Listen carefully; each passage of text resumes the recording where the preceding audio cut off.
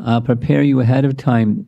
I'm expecting this will be a uniquely short class, so be ready for a quick ending and pay attention in between.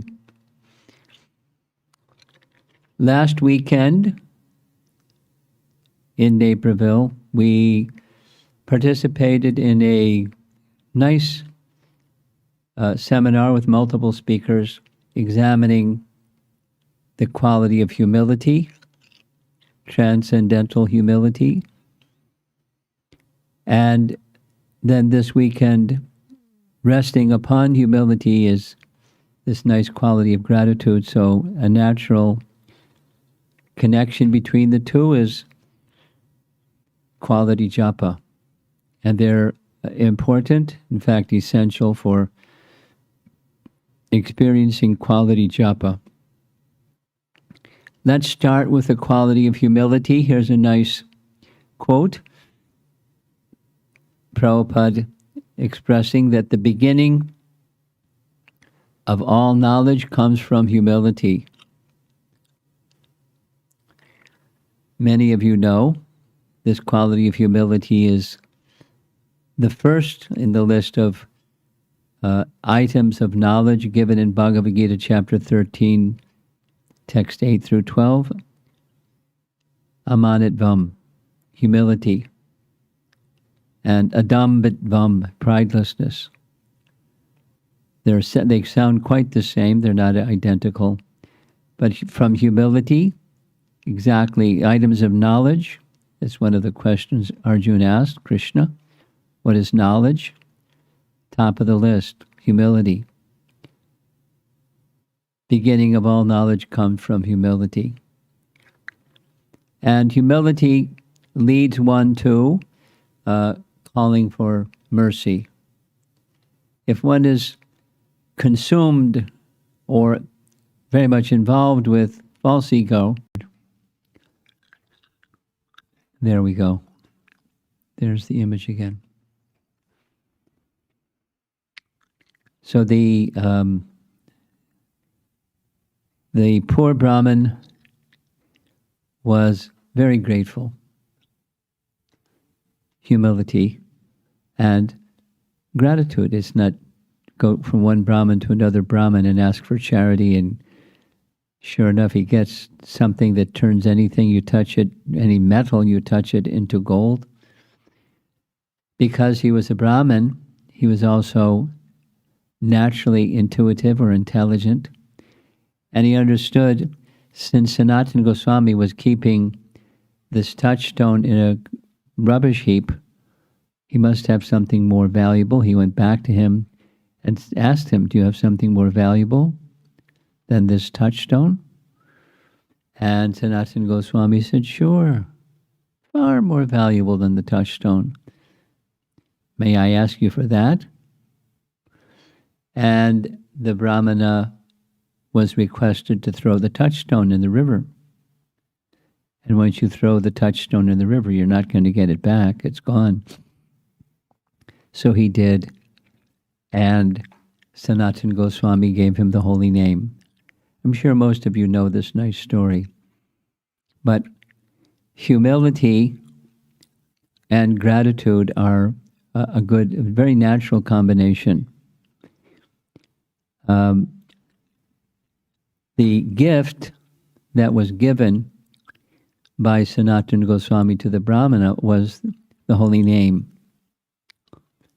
And most of you know this phrase from Padma Purana, Abhinatvan Nama Namino. This Sanskrit word abhina means non-different. And tvan or tvam means having the quality of. So the quality of non-difference is the relationship between the name, Krishna, and the named, or the person named, Namino. The holy name, giving the holy name means he gave this Brahmana Krishna. And many of us also have the good fortune of chanting the Hare Krishna Mahamantra least we all have been introduced to it, and the opportunity is ours. We have a very wonderful gift, just like Sanatana Goswami gave to the Brahmin. More valuable than gold. More valuable than gold. Although we may not recognize, because we certainly value gold, we may not have the same measuring sticks for understanding the importance of the holy name. But when there's humility, then that means the heart is open and eager to receive descending mercy. And when descending mercy comes, one's heart feels grateful. And when one has higher understanding by good guidance, that the most wonderful thing of all is this gift of the holy name, then one's heart is oriented for not only chanting, but chanting in a very attentive and a qualitative way. There's a book that has been put together by disciples of Bhaktisiddhanta, similar to what we have in ISKCON, letters that Srila Prabhupada wrote. So they're letters that Bhaktisiddhanta Saraswati Thakur Srila Prabhupada wrote by hand. Was, could we go back to the image on the screen? There. Patra Vali. Patra Vali. It's a collection of Bhaktisiddhanta's handwritten letters. And the rest of this presentation is taken from handwritten message to one of his disciples. And, it's quite astounding how profound and expressive he is, and even as something as simple as a letter to a disciple. So it's about 8 slides, and I'm done, so be attentive. I am overjoyed to hear that your enthusiasm for chanting is increasing. As our contaminations are removed by chanting, the Lord's form, qualities, and pastimes will be revealed to us in the holy name.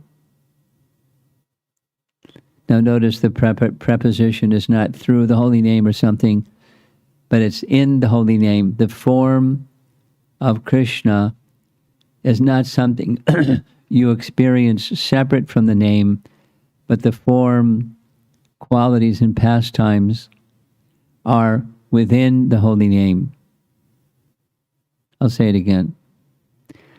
There are these 4. Nama, Rupa, Guna, Lila. Nama, Rupa, Guna, Lila. Name, form, qualities, and pastimes are all within the holy name. So to access, for example, to access the Lord's form, you can access the Lord's form through the holy name because the Lord's form is within the holy name. Or the holy name and the form of the Lord are non-different. We were having this discussion a few times during this particular weekend. In the Srimad Bhagavatam, we find a nice passage where King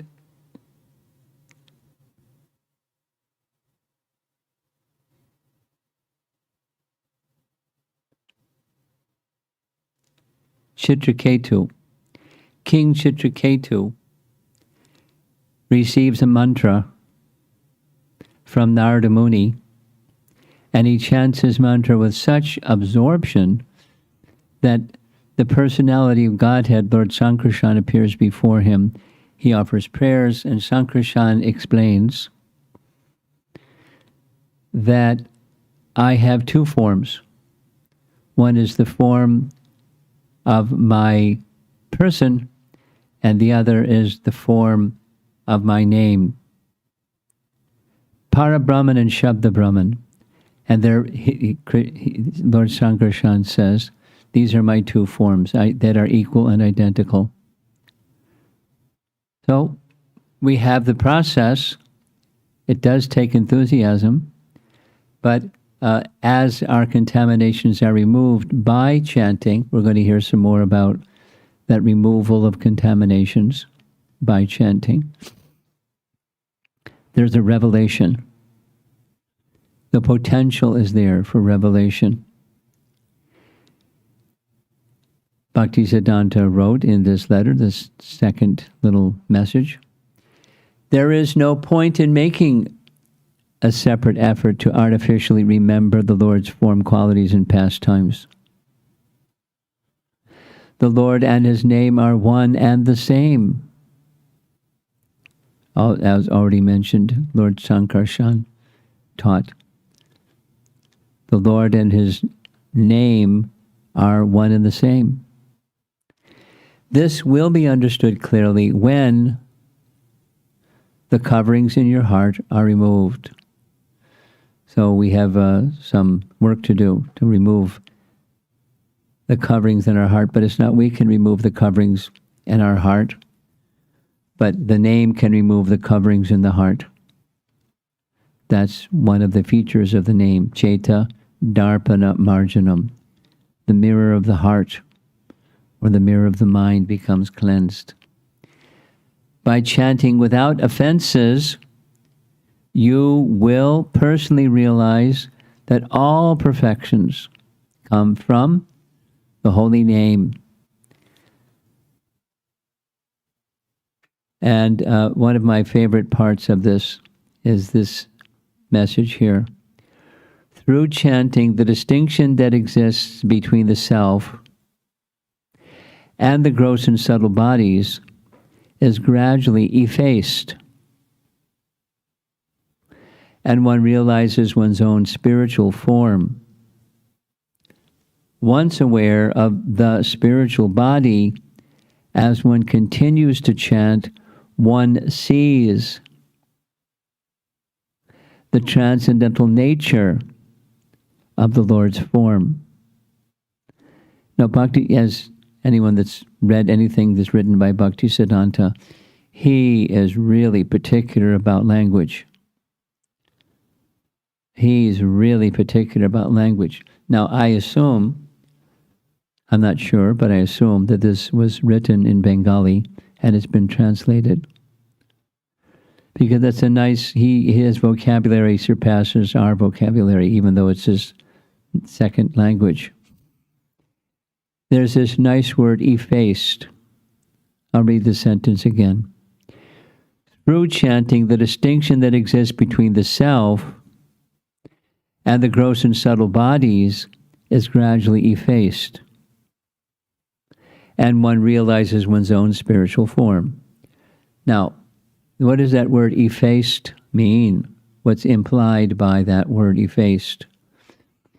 And one very simple example that I'm quite aware of is it's a term that's used when coins that are very old and they rub against other coins for a long period of time, the feature of the face or whatever it is imprinted on the coin becomes effaced or indistinguishable.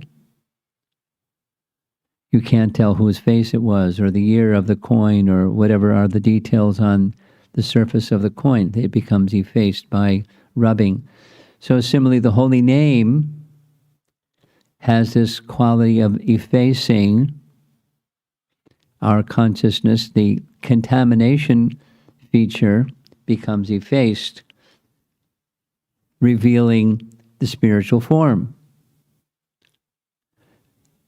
Before that happens, we're identifying with the covering or the marks on the coin. But when the effacing or the cleansing takes place through chanting, the covering becomes effaced and one realizes one's own spiritual form. And continue chanting, one becomes acquainted with the transcendental nature of the Lord's form. Naturally so, because the form of the Lord, Para Brahman, Same term as used in Bhagavad Gita by Arjuna to describe Krishna. Para Brahman is the supreme form. The supreme form is Para Brahman. And the name is also transcendental, of an equal stature, in equal ness with the Lord's spiritual form, is his Shabda Brahman, his name in the form of sound. So I find this very encouraging. Only the holy name, listen, there's 3 in a row that say something quite similar. Only the holy name reveals the spiritual form of the living being, and then causes him to be attracted to Krishna's form. Only the holy name reveals the spiritual qualities of the living being, and then causes him to be attracted to Krishna's qualities. Only the holy name reveals the spiritual activities of the living being, and then causes him to be attracted to Krishna's pastimes. By service to the holy name, we do not mean only the chanting of the holy name, semicolon. It also includes the other duties of the chanter. That's service to the holy name. In other words, what are the services that we do? Supposing you cook, supposing you distribute books, supposing you dance in kirtan before, supposing you worship your deities. Whatever service you do, it's an extension of the chanting of the holy name. It exists because of chanting. If we serve the holy name, which means all the things that we do along with chanting the name, with body, mind, and soul, then the direction of that service spontaneously manifests like the sun in the clear sky of the chanter's heart. Very poetic, very powerful, very beautiful, very similar to what Rupa Goswami writes in his opening verse of Vidagdha Madhava, glorifying the holy name. Many of you know the verse. It's one of my favorite Rupa Goswami verses. The chanting of the holy name produces nectar. When one chants the name, such nectar is there one wants many, many mouths. When one hears the holy name, there's such nectar one wants millions of ears. And then from the mouth to the ear to the heart, when that sound enters the courtyard of the heart, the mind becomes stunned and the senses become inert, or the direction of that service spontaneously manifests like the sun in the clear sky of the chanter's heart. It's service from the heart through the medium of chanting.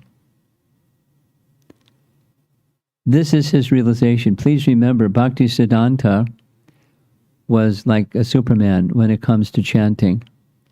He took a vow at a certain stage in his young adult life that he would chant so many rounds a day. He chanted the same number of rounds a day that Haridas Thakur did every day for 9 years. He had superhuman ability to chant.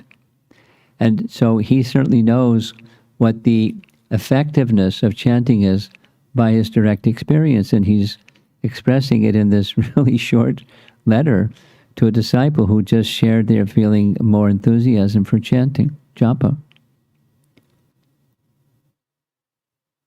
What is the nature of the holy name? Eventually all these understandings spontaneously appear in the heart of one who chants the holy name.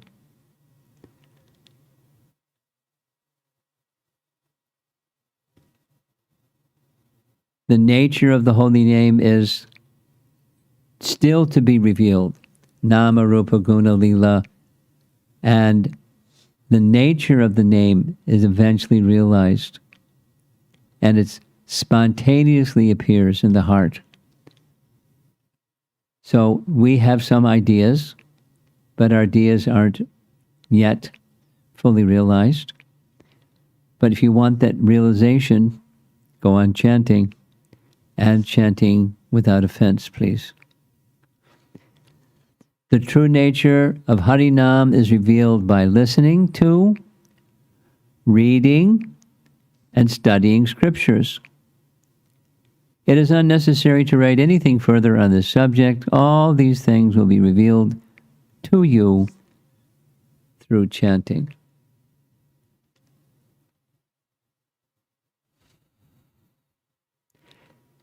The basis and support of the chanting of the holy name, or for that matter, anything to do with spiritual life, is Shastra. Shastra, Praman, the evidence that supports our understanding, whatever we understand about the chanting of the holy name, that then can become verified or directly experienced what's in the scripture. But scripture is the basis and support, and how to realize that? Chant nicely. All these things will be revealed to you through chanting. Bhaktisiddhanta Saraswati Thakur was a powerful acharya. This is him posing on the occasion of his disciples going to the West, to London, to spread Krishna consciousness. And the last slide is Prabhupada offering Pushpanjali, his offering flowers to a picture of Bhaktisiddhanta, in a very humble setting. Who knows where this was? It looks like India, how thick the walls are, and the kind of construction. I don't know where the picture is for sure. But he is making a humble offering of his life and some flowers to Bhaktisiddhanta Saraswati Thakur, who gave this very nice teaching about, and I'll just say again, in principle, humility and gratitude lead us to quality japa. Now, there's certainly takes a great deal of effort and commitment. It takes a great deal of mercy received, but those efforts and the eagerness for the mercy aren't going to be there without humility. And when something comes, then the heart is moved with gratitude. This is our topic that we've been discussing, the humility and gratitude, just for this evening. For our larger audience here, I added this very moving message by Bhaktisiddhanta on strengthening the quality of our japa, resting upon humility and gratitude. So that's our discussion for this evening. I told you ahead of time it was going to be succinct. So we've gone for half an hour. Let's see if there's some comments or questions from anyone.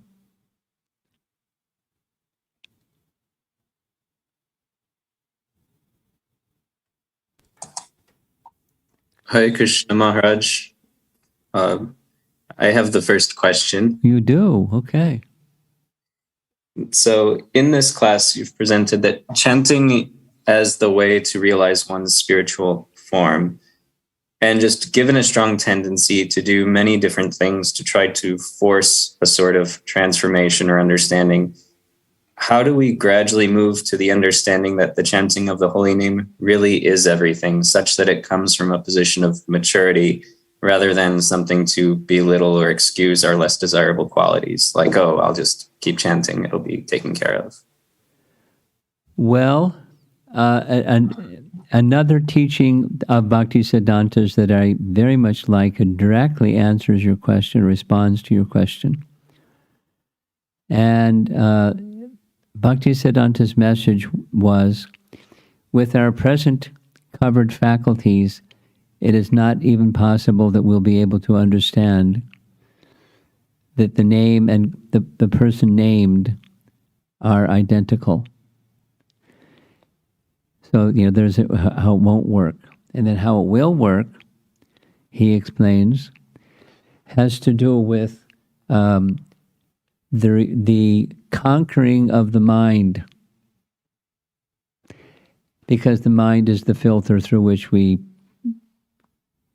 gather, receive information, and then assess that information, etc. So he describes, Bhaktisiddhanta describes, I'm answering your question, by saying when the chanting is done in such a way that one hears, sounds simple, but if we chant, but our hearing power or faculty is not focused on the name, then you won't get that understanding that the name and the person are non-different. But when the ear is engaged, the mind becomes conquered, and when the mind is conquered, then the revelation is made possible. Because it's a descending event. But if our a faculty of attention is scattered and splayed, then we won't. So, how it's realized is through, he uses the phrase, the spiritual ear. When we hear the name with the spiritual ear, then the mind becomes conquered because the ear is more powerful than the mind. If we don't hear, then the mind goes, and we won't be able to understand the non-difference. It's just not within our grasp, because it's a transcendental understanding. It requires realization. Notionally, we can say, yeah, I get it, but the realization is not there unless one hears with rapt attention in a consistent manner. Okay, who's our facilitator for questions? Tonight it's me. Oh, okay. So our next question is from Yolanda, who writes, I have 2 questions. And so the first question, in the association of Guru, it's easier to feel humble. But in the association of devotees in the temple and bhakti vrikshas, I tend to focus on where I can place myself in the apparent hierarchy of devotees. How to maintain a humble consciousness in such sanghas? Feel the presence of your spiritual master through Vani.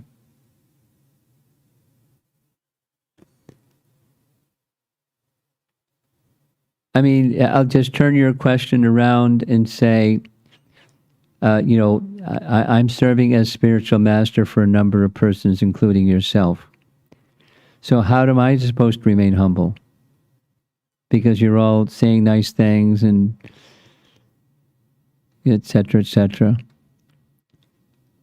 So it's how to remain humble by remembering the position of being the servant of the spiritual master. And servant of the spiritual master means I need to know what his teachings and instructions are. So with that absorption, then you can maintain humility in any circumstance, not just in physical presence. Next. Her second question is, and Yolanda, if you would like to turn on your camera as well while we go through this question, why do we have such an aversion to chanting attentively? Is this aversion only coming from the mind, or is it a manifestation of the soul's envy towards Krishna? Well, they're not two different things. I mean, the mind, the material mind is oriented by something more subtle. And if there's a disposition of the soul towards Krishna, then the mind is more cooperative, and there's not a disposition towards Krishna, the mind is more wandering and rebellious. because it's in relation to Krishna, but they're one is a reflection of the other, like a shadow and the object that's moving the shadow.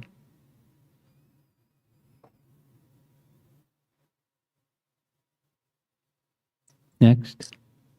Our next question comes from Ramakishore Prabhu, who writes, how to best cultivate humility and gratitude? Oh, listen to our seminar, 16 hours worth of how to.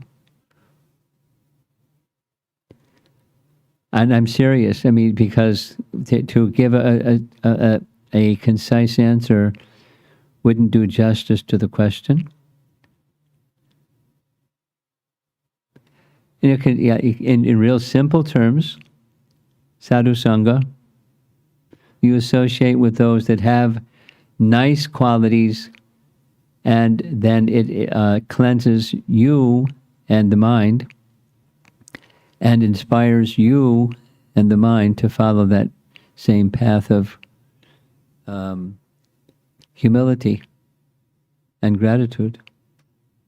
You take on the qualities of those persons that you associate with. So the association can be through instructions as well as their physical presence. Next. This question is from Shubhra Mataji. In one of the Festival of Holy Name lectures, you had mentioned that careful chanting and systematic nurturing go hand in hand. Is it a right understanding that systematic nurturing rests on careful chanting and is inadequate without that?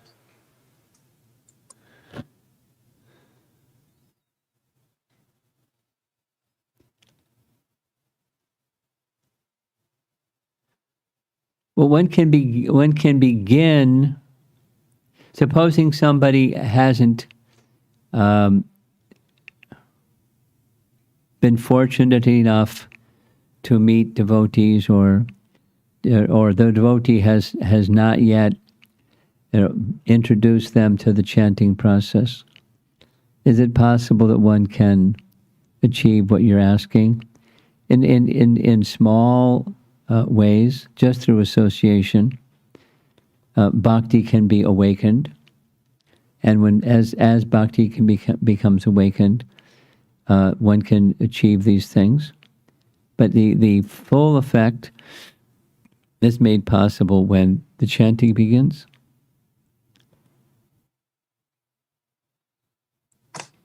So my point is, there's some preliminary qualification even before one begins to seriously chant by the bhakti process itself.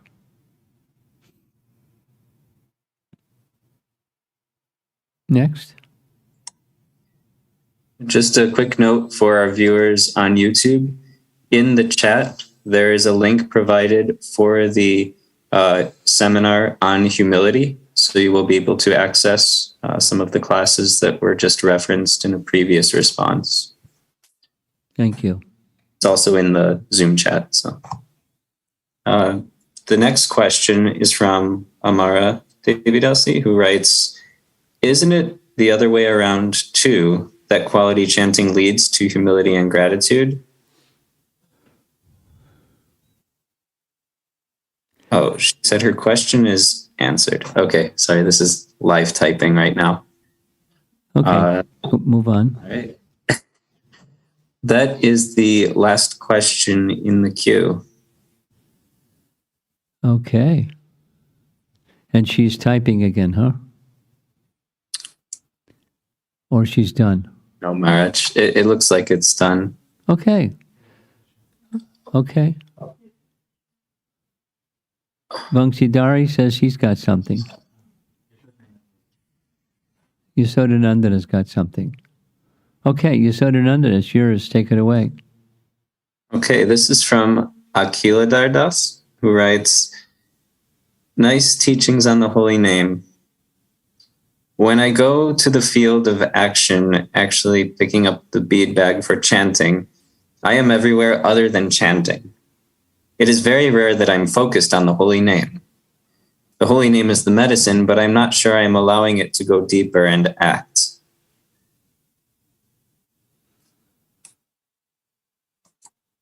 I hear you. What to do? That's it? It's just a comment. Keep trying. We 3 times I read a very nice paragraph by Bhaktivinoda Thakur. When one who finds himself in that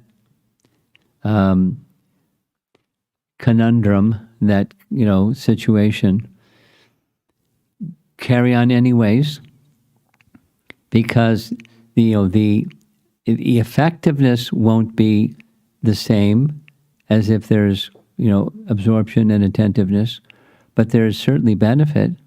So with faith, you carry on and try to amplify and strengthen your attentiveness, and that's our life of Japa chanters, and be in association with others that have the same intention.